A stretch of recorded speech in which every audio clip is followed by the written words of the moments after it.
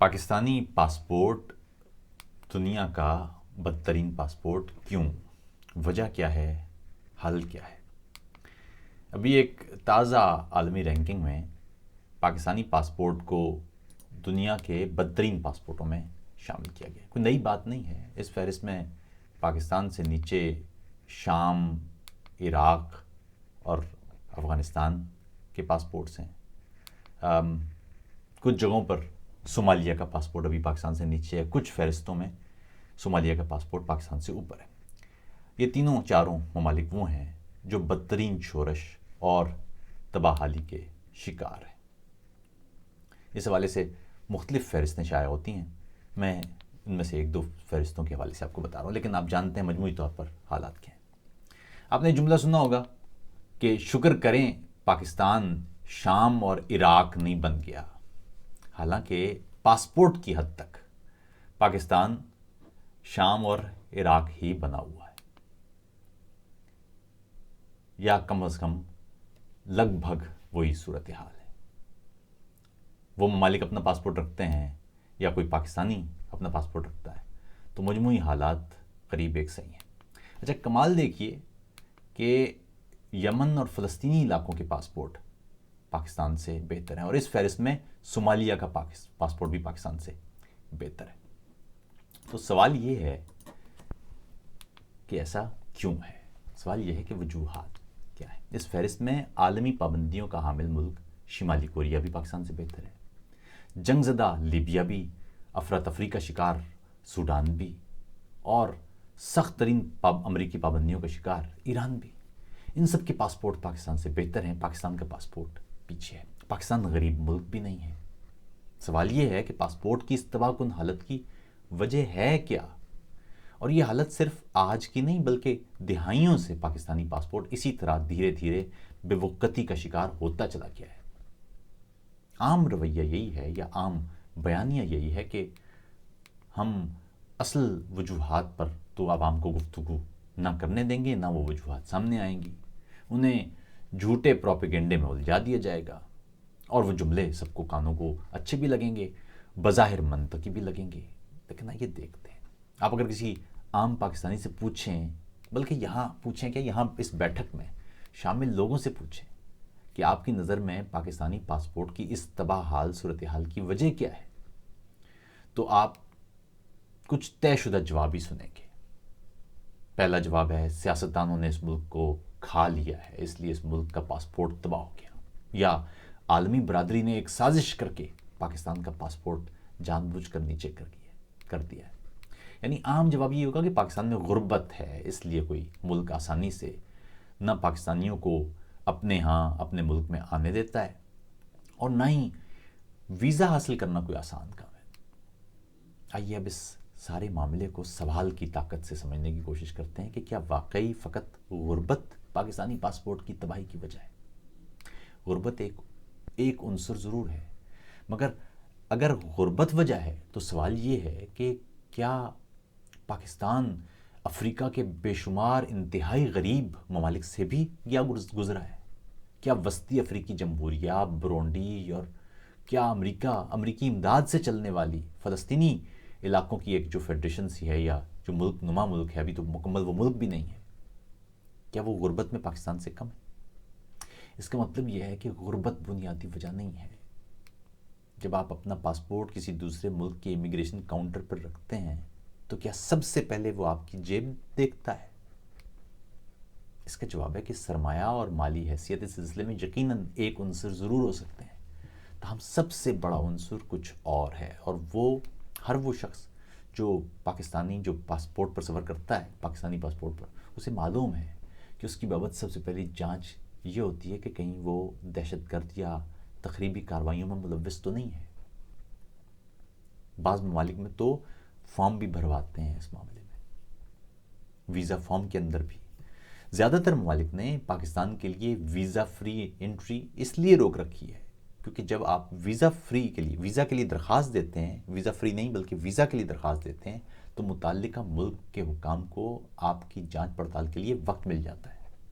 अगर visa free entry हो या ऑन अराइवल वीज़ा की सहूलत हो तो कोई भी मुल्क ये चेक नहीं कर पाएगा آپ پہنچ جائیں گے تو پھر کیا کریں گے؟ ایک ہوتا ہے کوئی چیز ہونا، اور ایک ہوتا ہے اس سے متعلق لوگوں کی رائے یا اعتبار یا بے اعتباری ہونا۔ یہ رائے یا پرسیپشن کئی صورتوں میں کسی چیز کے ہونے سے بھی زیادہ عام ہوتی ہے۔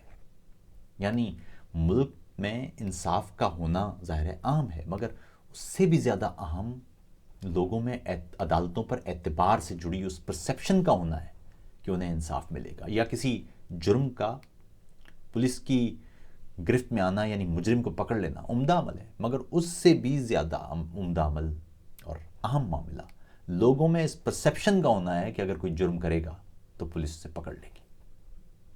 پولیس کے پکڑنے سے بھی زیادہ یہ پرسیپشن ضرور ہونا چاہیے۔ پاسپورٹ کی کم مائیگی کی سب سے اہم وجہ دنیا بھر میں پاکستان اور پاکستانیوں سے متعلق اس پرسیپشن کا ہونا ہے کہ پاکستان اور پاکستانی دہشت گردی سے جڑے ہیں۔ یعنی دہشت گردی سے جڑے ہیں یا نہیں یہ معاملہ نہیں ہے، معاملہ عالمی سطح پر اس سوچ کا پیدا ہو جانا ہے کہ پاکستانی دہشت گردی اور شدت پسندی سے جڑے ہوتے ہیں۔ یعنی لوگ یہ سوچتے ہیں۔ یہ سوچ پچھلی کئی دہائیوں کی مسلسل غلط پالیسیوں کی وجہ سے بنی ہے۔ جب کوئی ملک ڈالر لے کر اپنی پرامن مساجد اور مدرسے دہشت گردی کے اڈوں میں تبدیل کر دے، فقط وار اکانومی کے چکر میں اپنی سرزمین پر پرائی جنگ کے لیے اسلام کے پرامن نظریات کو توڑ مڑوڑ کر دہشت گردی کے لیے استعمال کروائے، اور دنیا بھر میں ہونے والے دہشت گردانہ حملوں میں کئی کا تعلق بالواسطہ یا بلا واسطہ طور پر پاکستان سے نکلے گا، تو ظاہر ہے یہی پرسیپشن بنے گی۔ اس پرسیپشن کو بننے میں وقت لگا ہے، لیکن دنیا بھر میں یہ پرسیپشن بن گئی۔ آپ خود بتائیے کہ اگر آپ کسی دوسرے ملک کے شہری ہیں اور آپ سوشل میڈیا پر پاکستان کی ایک فوٹیج دیکھتے ہیں جس میں مسلح طالبان اپنے جھنڈوں کے ساتھ پاکستانی سڑکوں پر مارچ کر رہے ہیں، کوئی روکنے والا نہیں، تو آپ پاکستان کے بارے میں کیا تصور قائم کریں گے؟ یا پاکستان میں ہتھیار بند جتھے وہ مختلف جگہوں پر آزادانہ مارچ کر رہے ہوں، کوئی روکنے والا کوئی ٹوکنے والا نہ ہو، تو آپ کی پاکستان کے بابت یا پاکستان کے لوگوں کی بابت کیا رائے بنے گی؟ یہی وجہ ہے کہ براہ راست پاکستان میں غربت اور افلاس کا پورا معاملہ اس ایک پرسیپشن سے جڑا ہوا ہے۔ اب آپ پوچھیں گے کہ کیسے؟ ایک ایسا ملک جس کے پاس قدرتی وسائل کے انبار ہوں، جس کے ہاں فطری خوبصورتی سیاحوں کے لیے جنت جیسے مقامات ہوں، وہاں غیر ملکیوں کا نہ آنا سب سے پہلے خراب سیکیورٹی صورتحال اور پاکستان سے متعلق دہشت گردی اور شدت پسندی کا یہ پورا پرسیپشن ہے جس کی وجہ سے ایسا ہو رہا ہے۔ کیونکہ پاکستان جیسے حسین ملک میں کوئی غیر ملکی شاذ و نادر نظر آتا ہے۔ کتنی بار دیکھیں آپ نے غیر ملکی؟ وہاں تو بے شمار ہونے چاہیے۔ یہی غلط سرکاری پالیسی اس ملک میں ترقی، روشن خیالی اور تعلیم کے نظام کی تباہی سے جڑی ہے۔ دہشت گردوں کی تیاری کے لیے شدت پسندانہ سوچ درکار ہوتی ہے، اور شدت پسندانہ سوچ ریاست نصابی کتب، سماجی بیانیوں اور ماس میڈیا پروپیگنڈے کے ذریعے پیدا کرتی ہے۔ اسی صورت میں پرامن زندگی گزارنے کے خواہش مندوں کی کوشش یہ ہوتی ہے کہ وہ کسی طرح سے پاکستان سے نکلیں اور کسی دوسرے ملک میں پہنچیں، سکون سے رہیں۔ یہی وجہ ہے کہ پاکستانیوں کے بارے میں یہ پرسیپشن بھی ہے کہ وہ کسی دوسرے ملک میں جاتے ہیں تو وہاں سیاحت یا کسی عارضی مقصد کے لیے حاصل کردہ ویزے کو حتمی تاریخ گزر جانے کے بعد بھی اس کو استعمال کرنے کی کوشش کرتے ہیں، یعنی واپس لوٹنے کے بجائے وہیں رکنے کی کوشش کرتے ہیں، اور وہ یہ کوشش بھی کرتے ہیں کہ کسی طرح انہیں دوسرے ملک میں مستقل رہائش کی اجازت مل جائے۔ یہ پرسیپشن ہے پاکستانیوں سے متعلق، یہی تصور جس کے تحت جب آپ ویزا کی درخواست دیتے ہیں تو غیر ملکی ویزا حکام نہ صرف آپ کے پاس موجود سرمایہ کی چھان بین کرتے ہیں، بلکہ یہ بھی دیکھتے ہیں کہ آپ کے واپس آنے کی کتنی اہم وجوہات موجود ہیں یا نہیں ہیں۔ پاسپورٹ کی طاقت براہ راست ملک میں سیاسی استحکام، پرامن اور ترقی پسند رویے، شدت پسندی سے دوری، اقتصادی صورتحال کی بہتری، قانون کی بالادستی، اس بابت شہری سوچ، یعنی شہری کتنا قانون کو بالا سمجھتے ہیں اور اپنے ملک میں رہنے کی خواہش سے جڑی ہے۔ اگر کسی ملک کے بارے میں یہ پرسیپشن قائم ہو جائے کہ اس کے رہنے والے اس ملک میں رہنا نہیں چاہتے، تو اس کو ویزا، ظاہر ہے ایک تو ویزا لینا پڑے گا اور دوسرا ویزا کا پروسیس بھی مشکل ہو جائے گا۔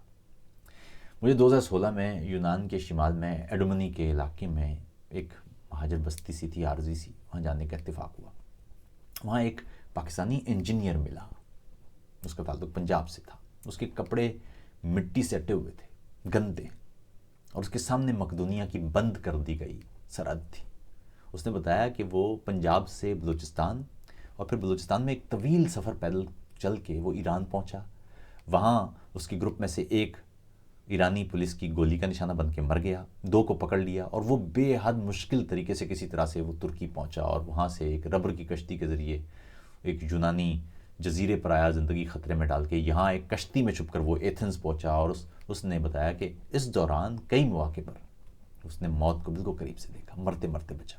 یہ سوال یہ ہے کہ ایسی کیا وجوہات ہیں کہ اتنے پڑھے لکھے لوگ، اتنے تعلیم یافتہ لوگ اپنی زندگی خطرے میں ڈال کر ملک سے فرار ہونے پر مجبور ہیں؟